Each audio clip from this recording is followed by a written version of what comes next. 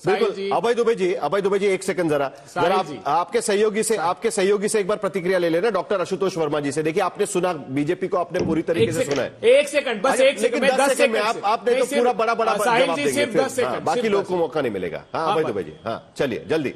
नहीं बिल्कुल 10 सेकंड। देखिए हाँ। इंडिया गठबंधन एक सिद्धांतों का गठबंधन है। इंडिया गठबंधन सिद्धांतों का गठबंधन है, जो भारतीय जनता पार्टी से नहीं डरे। अखिलेश यादव मुखरता से खिलाफत करते हैं, आरजेडी मुखरता से खिलाफत करती है, कांग्रेस पार्टी राहुल गांधी जी करते हैं। बट आरजेडी को निकाला तो था ही ना आपने 2009 में। जो डर गया वो भाजपा में गया। आप देखिए हेमंत बिस्वा शर्मा वहां जो पार्टी में इन्होंने जोड़ा, वो कैसे आए, उनके खिलाफ मुकदमा किया। यहाँ अजीत पवार जी के खिलाफ बोला इन्होंने कि अकूट संपत्ति बना ली। यहाँ शिंदे सेना के जो भावना गौली, यशवंत यादव, यामिनी यादव, तो इन्होंने जो सारे इकट्ठे किए हैं, मृत्युंजय तिवारी, आपको जवाब देना है कांग्रेस को, ईडी सीबीआई के जोड़ से। आपको याद है ना 2009 में आपको बाहर किया था।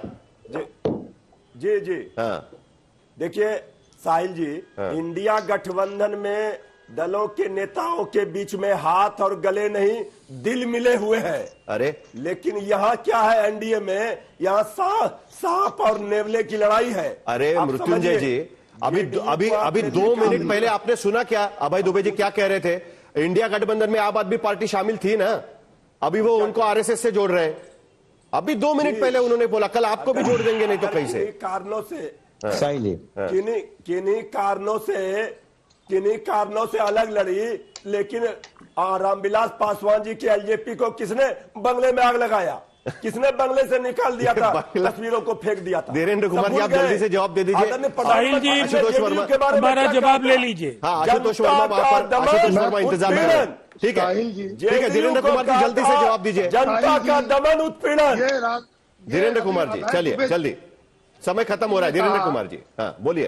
दुबे जी ने कहा कि हमारे साथ कुछ लाइट माइंडेड पार्टियां साथ में रहेंगी। दरअसल में सच्चाई ये है साहिल जी कि देश की जितनी लूट माइंडेड पार्टियां हैं ना, लाइट माइंडेड नहीं, वो कांग्रेस के साथ रहेंगी। और भ्रष्टाचार के आरोप में जितनी भी देश की पार्टियां हैं वो एक जगह पे है। इसीलिए एक एक करके हर एक प्रांत में ये चुनाव हारते जा रहे हैं। और मैं बता रहा हूं कि हम लोग एक दूसरे की इज्जत करने वाले सहयोगी हैं, राष्ट्र के निर्माण करने वाले सहयोगी हैं। नीतीश कुमार जी हो, चंद्रबाबू नायडू हो, नरेंद्र मोदी जी हो, सभी लोग 90 के दशक के रामविलास पासवान जी के भाषण हम जरा सुना देंगे तो पता चलेगा कि कौन खड़ा है। बंगला से निकाल लिया पहले। अरे आपके दिलों में क्यों आग लगी हुई है मृत्युंजय जी? बस चलिए, आप लोग लूटने वाले हैं। चलिए बंगला का हो गया। आशुतोष वर्मा जी, उसके बाद राजीव रंजन के पास चलेंगे आप। आशुतोष वर्मा चलिए जरा एक मिनट जरा दोनों को शांत करिए। आशुतोष वर्मा, कोई जगह नहीं। यही आपको एक मिनट आशुतोष वर्मा, आपको कांग्रेस से यही शिकायत होती है ना कि जो लोकसभा के समय पे साथ में आए और उसके बाद उनको ही गलियारे रहने लग गए। आपको यही शिकायत थी ना उनके साथ में? देखिए अभी थोड़ी देर पहले आम आदमी पार्टी के बारे में क्या बोला था, अब तो वो इंडिया अलायंस से बाहर हो गए ऐसा मान के चलते हैं हम लोग आम आदमी पार्टी। आशुतोष देखिए साहिल जी, ऐसा है ना कि भारतीय जनता पार्टी का इतिहास देखिए। जब इमरजेंसी के बाद जनता पार्टी बनी तो भारतीय जनता पार्टी एक पार्टी बनी और साथ में जनसंघ के भी ड्यूअल जो है सदस्यता लेके घूमते थे। तो वहां पे बैठ के बात हुई कि भाई आप इधर भी रहोगे उधर भी रहोगे। तो उन्होंने कहा कि नहीं, हम अपना जनसंघ तो नहीं छोड़ेंगे, और इन्होंने जनता पार्टी वहां से तोड़ना शुरू करी। तो ये हर समय मलाई खाने के चक्कर में है। और हमने पहले भी बताया कि जो भारतीय जनता पार्टी के पास आया वो नेस्तनाबूत हो गया है।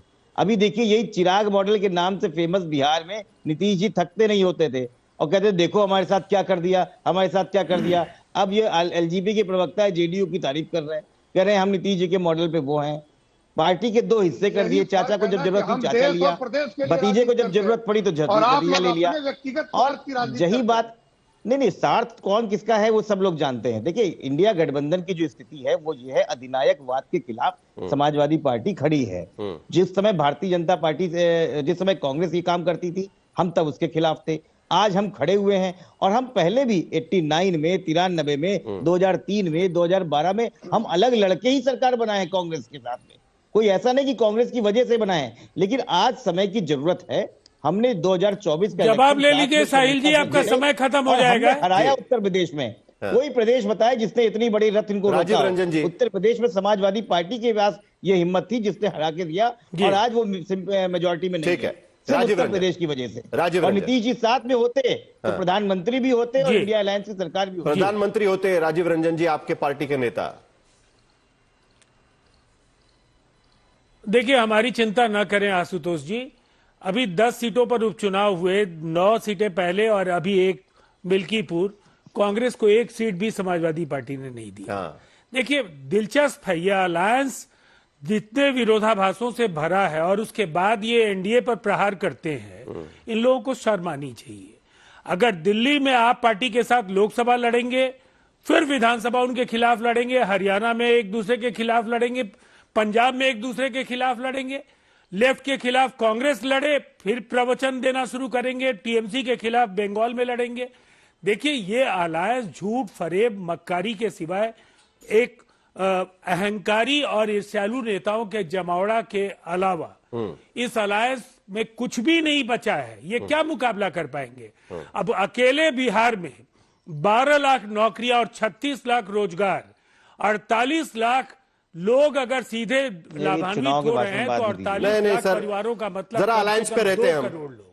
अलायंस पे नहीं, ये रहते हैं। चुनावी भाषण नहीं है। नहीं तो आएगा ना बाद में, आएगा अभी बिहार चुनाव के वक्त हमें यही सब बातें काम करनी तो है। करेंगे नहीं, जनता के बीच जाएंगे नहीं। दिल्ली के चुनाव के बाद एक बार फिर यह चर्चा सतह पर आ गई है कि इंडिया अलायंस का आगे चलकर क्या होगा।